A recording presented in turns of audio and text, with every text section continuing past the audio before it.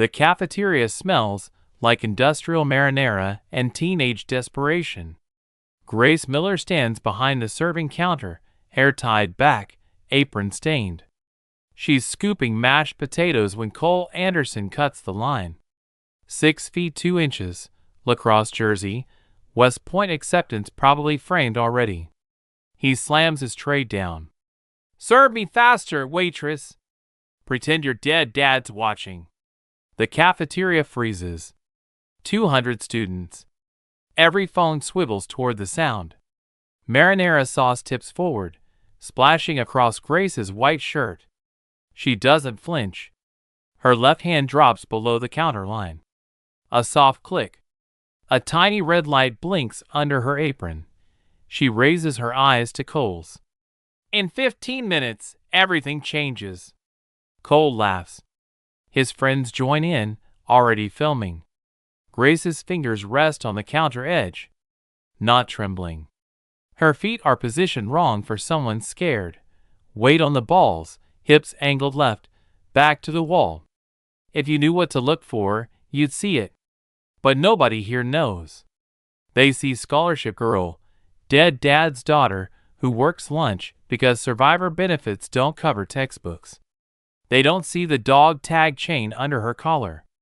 They don't see 4 years of muscle memory built in parking lots with men who promised her father they'd teach her what he couldn't. Principal Voss appears. 50-something, tired eyes, the kind of administrator who knows military families mean phone calls from commanders. His gaze lands on Grace. "Miss Miller, if you can't handle the pace, we may need to reassess your work-study placement." "I can handle it, sir." Voss doesn't look at Cole. Doesn't ask about the marinara. Cole makes a gun gesture with his fingers, mouths. Bang.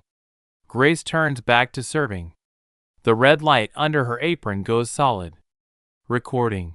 Cut back to Grace at 14, black dress, military funeral. A Marine in dress blues kneels before her. "Your dad wore this on every deployment, documented everything. Saved his life twice when command tried to lie. Now it's yours. You're going to learn how to use it." Present day. Grace's locker. The black case sits open, empty, because the device is clipped to her belt. At a corner library table, Jenna Park sits with her laptop. Student journalist, Cole's ex-girlfriend. Her camera angle captures the cafeteria entrance. She's been in every public space Grace has been for 2 weeks. Their eyes meet through the glass. Jenna looks away first. By fourth period, the video's everywhere. Dead dad's daughter can't take a joke. 200 shares before lunch ends. Grace sits in AP Government. Takes notes in handwriting too neat, too controlled. After class, she stops at guidance.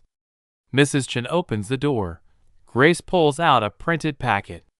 "I'd like to submit a formal Title IX harassment complaint." Mrs. Chen's smile freezes. "Grace, sweetie, this is about the base commander's son. Have you thought about a less formal way? He told me to pretend my dead father was watching while he humiliated me. That's gender-based harassment targeting my military dependent status. Title IX covers that." Mrs. Chen glances at the DoD policy poster behind her desk. "Let me review it with Principal Voss and Base Legal." In the hallway, Grace types. Week 1, Day 2. Submitted Title IX. Counselor deflected, mentioned Base Legal Consult. By Day 4, Grace's phone buzzes. Screenshot from Cole's group chat. "Miller's dad wasn't a hero. He was a fraud. She's scamming benefits." Grace screenshots it, saves it to her laptop folder. Documentation/digital evidence. She organizes everything like a case file, then searches California one-party consent laws, takes notes, closes the laptop. Week 2, Monday. Grace finds her gym locker cut open. Clothes shredded. Her ROTC application torn. Spray painted on the metal. "Your father died for nothing." She photographs everything. 3 angles. The security officer is bored. Kids horsing around. This is targeted harassment. He shrugs, hands her an incident number, walks away. Grace collects every piece of torn application in a plastic bag. Her hands aren't shaking. Week 2, day 5. Grace unlocks her car. Footsteps approach. Cole alone? Withdraw your complaint. No. I'm not asking. Withdraw it or things get worse. Grace checks her watch. You're standing in Principal Voss's spot. He arrives in 4 minutes. Cole grabs her wrist. Grace's wrist rotates inward. The grip redirects. His hand slips. He lets go, stares at his own hand. What was that? Reflex. Carrying trays builds grip strength. She gets in her car. Cole's still standing there when Principal Voss's car turns into the lot.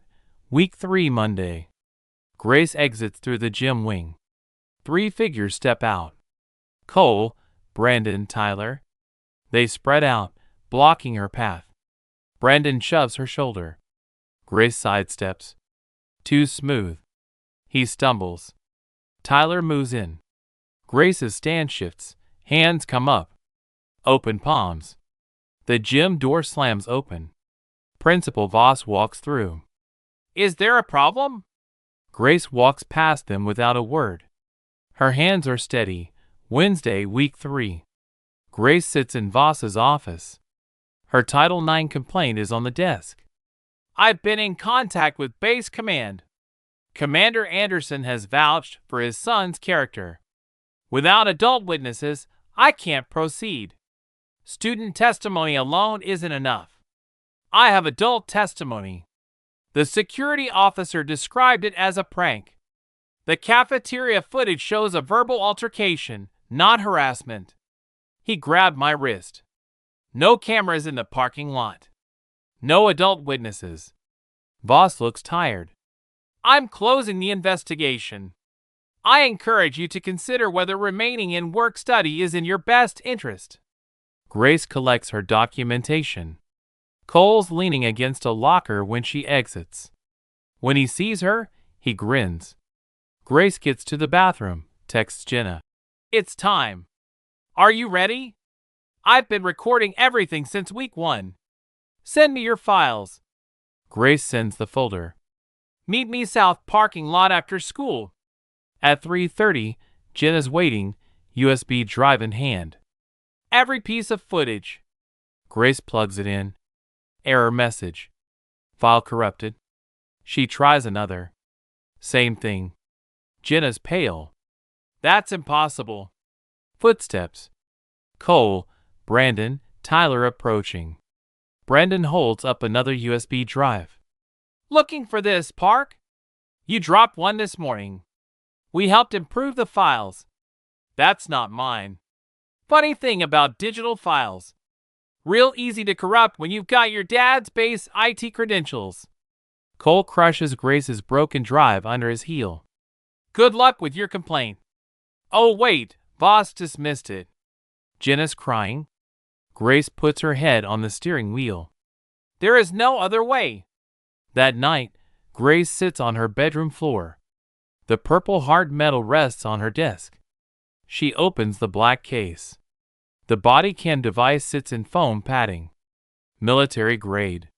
She clips it to her belt, tests the connection. Green light. 47 hours of footage stored in encrypted cloud backup. 3 separate servers. She scrolls through the files. Every moment captured. I didn't use Jenna's footage. I used my own. And I didn't submit it to Voss because Voss answers to base command. I sent it somewhere else. Morning comes cold. Grace walks into the cafeteria at 7:45. At 8:03, Cole enters with Brandon and Tyler. He cuts the line, slams a tray down. Hey everyone, Miller's still here. He picks up a plate, drops it. Ceramic shatters. Oops. Better get me another one. Grace prepares another plate. Cole flips it upside down. Food hits her apron. The cafeteria is silent. Cole leans across the counter. I said quit. Just like your dad was too stupid to keep his mouth shut. Your dad, the guy who tried to ruin my dad's career with fake reports, who got himself killed before he could testify. I think he was a coward. Stop talking. Or what? He reaches across, grabs her wrist, pulls hard. Grace stumbles forward. He drags her into the open cafeteria. Come on, charity case. Fight back. Grace's left foot plants. Weight drops. Her right hand comes up. She rotates her wrist clockwise inside his grip. Her hand inverts, catches his wrist. She steps through his stance, hip into his center mass. His arm hyperextends. His balance breaks. He drops hard. Tom meets kneecap dog. Grace's voice stays steady. You grabbed me first. This is defensive restraint under California Penal Code 692. Minimal necessary force. I have not struck you. Cole's face is red, tears streaming. Brandon and Tyler rush forward. Someone shouts, Principal Voss. Voss strides through the doors. Grace releases Cole immediately. Hands visible. Open. Cole cradles his wrist, sobbing. She attacked me. Everyone quiet. Miss Miller, my office now. Voss's office. 8:32. Officer Ramirez from base security sits down with a tablet. Mr. Anderson, you claim Miss Miller attacked you? She grabbed my wrist and threw me. Miss Miller? Cole grabbed my wrist and pulled me from behind the counter. I used minimal defensive force to stop him. I didn't strike him. I released him when authority arrived. Even if he grabbed first, using martial arts, I didn't use martial arts. I used defensive restraint taught by my father's unit. Grace reaches into her backpack, pulls out her tablet. Can I show you something? She opens a file, hits play. Body cam footage. Crystal clear. Cole slamming the tray. The dead dad comment. Every word captured. She opens another file. Parking lot. Cole's threat. Another file. Gym hallway. Brandon's shove. She shows them the folder structure. Everything documented, timestamped, backed up. California's one-party consent. Every interaction involved me. It's legal. She opens another file. Audio only. Plays Cole's voice. Dad, why do we have to keep doing this? Commander Anderson's voice. Listen, son. Her father tried to destroy my career. Equipment discrepancies that could have ended everything. Court-martial. Dishonorable discharge. He died before the hearing and DOD buried the case. But his daughter's here living off benefits. My taxes. You make her life hell. You make her quit. You do whatever it takes. Understood? Yes, sir. If anyone asks, you tell them she's unstable, playing victim. You have my rank behind you. Complete silence. Ramirez stops taking notes. Cole shaking his head. When did you? Week 2, day 5. Parking lot.